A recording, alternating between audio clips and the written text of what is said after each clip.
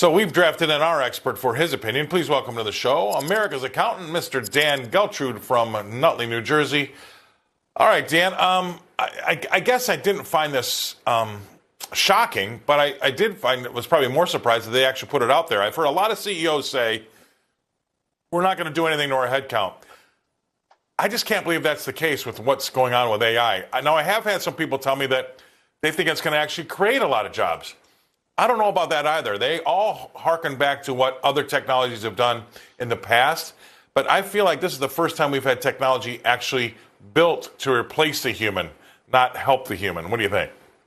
Yeah, I think you're spot on there, Scott. I don't think that this is like anything we've seen before. And it's really a great point to make that AI is being specifically built to replace humans in many ways and can do it better and faster and more efficiently and everything else. So normally a story like this, Scott, would be about, you look at the numbers like, recession coming. This isn't a recession story at all. This is a productivity story because you don't really see the layoffs, although I think layoffs will be coming. But right now, everybody is just kind of saying, well, wait a minute, before we hire anyone, let's really take a look to see what technology can do.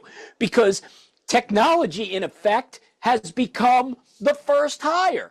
Can AI or automation do this job cheaper and faster?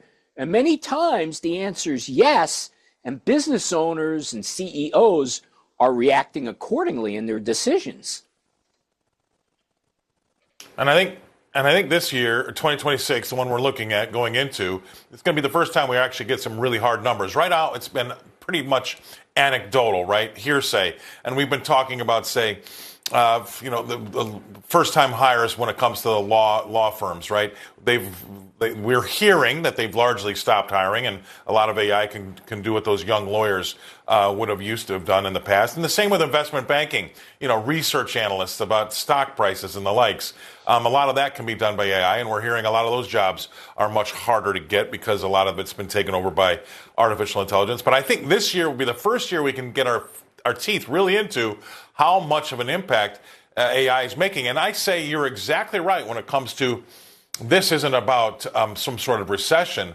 We could actually see that unemployment rate, and I think I said this to you last week. You and I are old enough to know that back when I was taking my econ classes back at the University of Colorado, 5% was considered full employment. We're at 4.6 today. We rallied, we went up from 4.4 or 4.3. We could be at 5% and still have a great economy just because of what's been happening to AI. We're going to have to get used to some different numbers, aren't we? Oh, yeah. Listen, Scott, here's how I would summarize what you just said. I think what we're going to see is the economy growing, but we're not going to see job growth. And that's an interesting dynamic. Bingo. And I think that's going to become the theme for 2026.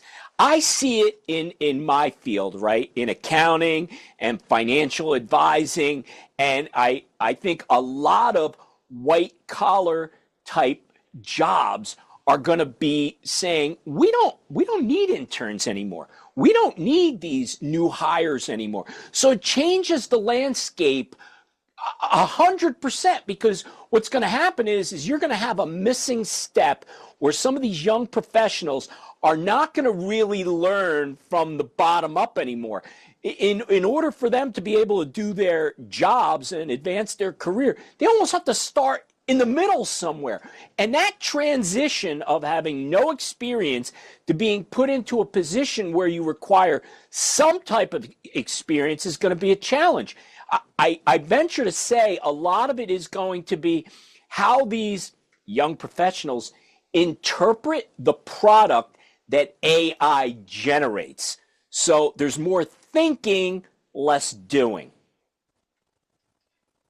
Yeah, and to your point, we're going to be seeing a lot of this come through this next year, 2026, with these losses or lack of hiring. And at the same time, I think this is the real big story, Dan. And I think a lot of people are missing it. I'm sure you're not. But I think that with the Fed deciding that they want to try to stem job losses with interest rate cuts, I don't think they're going to be able to do that with interest rate cuts. This is happening regardless of them, and interest rate cuts aren't going to stop artificial intelligence from taking away some of these jobs. So what are we going to be looking at here? We're going to look at a 5% unemployment rate, but they're going to be slashing interest rates, and it's not going to have an effect at all on the jobs market. I don't think. What do you think? You're exactly right. I mean, the two in this case are completely unrelated. And let's also look at how Wall Street is going to see this.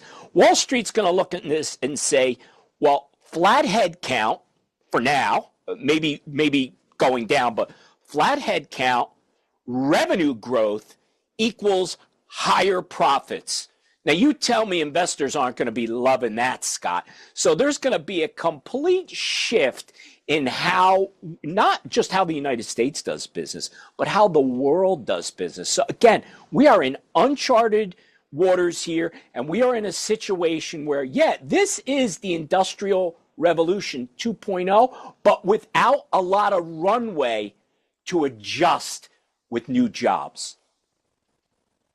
I agree with you. We're going to end on this one, really. I think that adds to this bifurcated market more. I think it splits the country up even more, right? We're going to have more and more people having a harder time getting on those early rungs to some of those jobs. But there's going to be, corporate America is going to be doing very well because of all the efficiencies and productivity. So, boy, it's going to be a very interesting year. And I appreciate you being with us for that ride. Dan, you've been fantastic all last year, and I'm looking forward to seeing what we can do together in 2026. Really appreciate your content. Thank you very much, Dan. Have a happy new year. Dan Geltrude coming to us from Nutley, New Jersey.